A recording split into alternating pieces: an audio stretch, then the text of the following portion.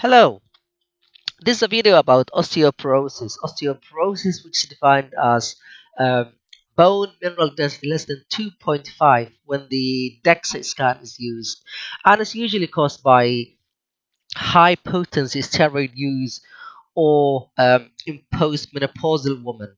And different classes of medicines are used to prevent the corticosteroid-induced osteoporosis and also um, postmenopausal osteoporosis, and these include the bisphosphonates, which basically inhibit the osteoclast resorption of bone, so basically inhibiting the bone turnover. Um, they are usually adsorbed into the hydroxyapatite crystals on the bone, so basically the osteoclasts cannot resorb bones when the bisphosphonates are adsorbed. The other class of medicines are the denosumab or the monoclonal clonal antibody. It's basically antibodies which bind to this um, protein, the rankle, and then the osteoclast has to be activated, and to be activated, the rankle and the rank um, have to bind each other. So if the rankle interaction is inhibited, then there's no bone resorption. So it basically reduces the bone resorption by inhibiting the osteoclasts.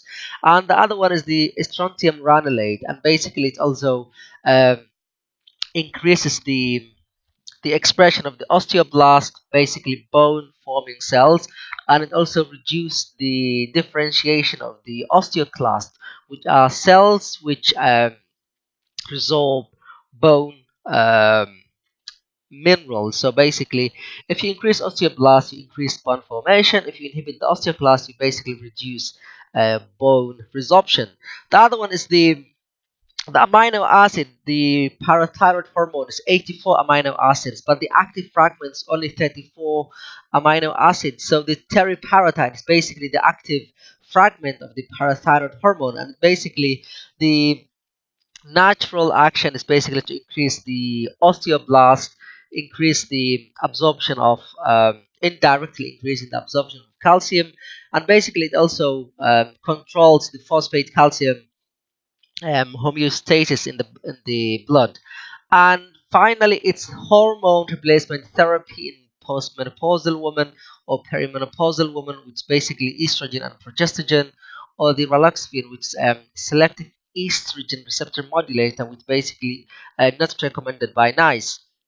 So this video does not include any talk about HRT and raloxifene, but we'll talk about the other four classes of drugs.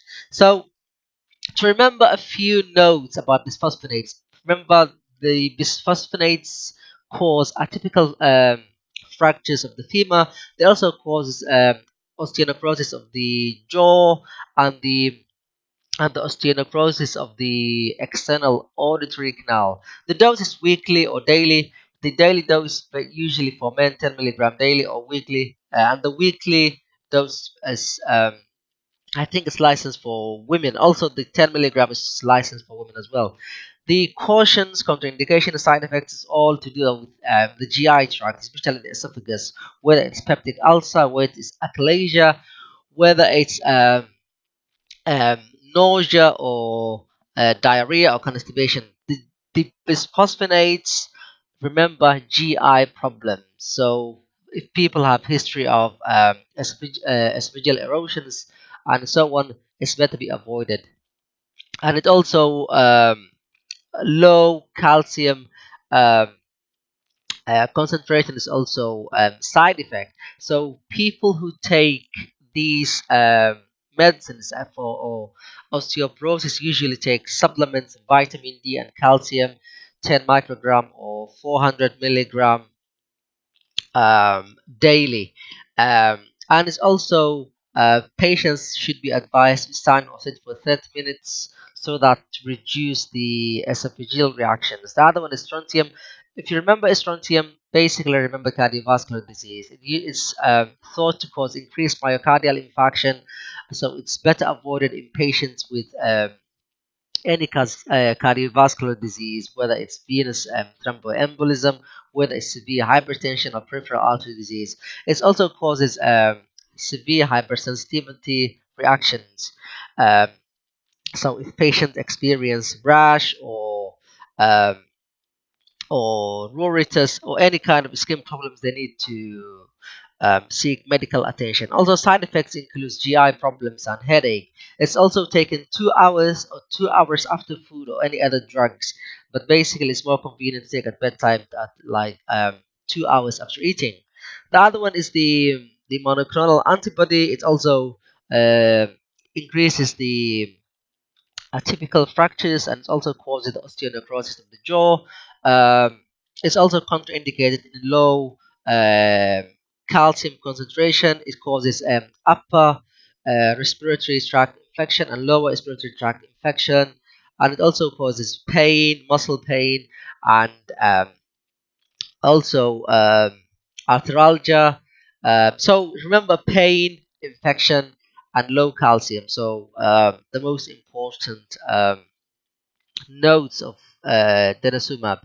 The teriparatide is basically normal natural hormone in the body, is avoided in all types of malignancy and high concentration of calcium. So remember, teriparatide increases the absorption of calcium.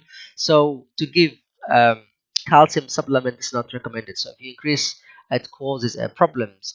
The cautions, side effects, and contraindications include GI problems, also asthenia, depression, hypotension. So basically, if you remember low energy, then you'll remember most of the side effects, and also it also causes headache.